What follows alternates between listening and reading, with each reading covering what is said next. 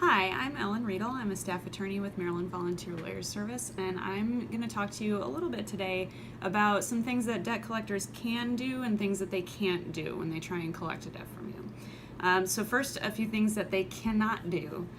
So they can't call you at all hours of the day, a ton of times a day. They can't keep calling you, and they can't call you before 8 a.m. or after 9 p.m. unless you tell them that it's okay.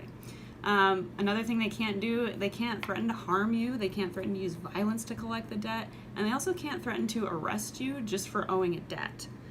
That's not something that happens in Maryland.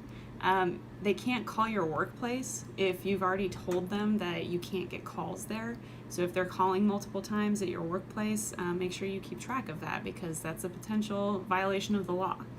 A couple of other things, they can't lie to you about what you owe, and they also can't garnish any federal benefits that you have. So income that you might have like Social Security, veterans benefits, disability benefits, they can't actually garnish that check. Even if they take you to court and sue you and they get a judgment, they can't garnish those checks. So if that's the only income that you get, you should talk to an attorney or a legal service provider about trying to get these collectors to stop contacting you because they can't collect on your income. So a few things that they can actually do. They can call friends or family if it's just to try and locate you. So if they need to find an address or a phone number that's good for you, they can call a family member or a friend. But they can't disclose any information about the debt. So they can't tell the person how much money you owe, who the creditor is. They can't really disclose that information. It's just to try and find you. They can also sell your debt.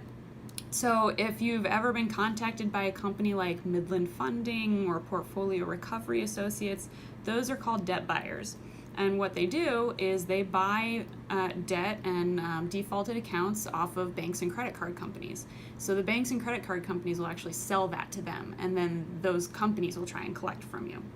And then they can also sue you in court, and that's where we see clients. So what should you do if you get court papers? Well, you should call us, but you should also make sure that you read and you understand the court papers. If you don't understand anything in the court papers, you can call us, you can call the self-help center that the Maryland Courts runs, and you can get a little bit of help to figure out what you should do next.